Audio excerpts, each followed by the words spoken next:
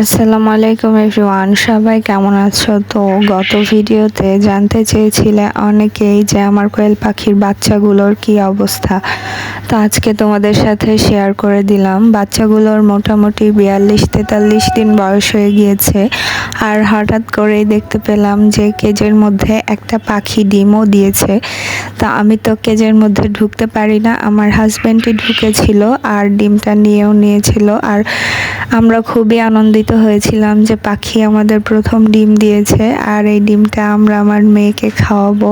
এরপরেও আরও কিছু বাচ্চা নিয়ে এসেছে আমার হাজব্যান্ড কোয়েল পাখির, তো ওগুলো আমরা হিটে রেখেছি অন্য একটা বক্সে। তোমাদের ভাইয়া এই পাখিগুলো শখ করে নিয়ে এসেছে যে পাখিগুলো ডিম দেওয়া শুরু করলে আমার মেয়েকেই খাওয়াবে তাই। আর পাখিগুলো শখের বশে পুষছে, কারণ এর আগে ও পাখি পুষতো, ওর পাখি পোষার নেশা অনেক বেশি।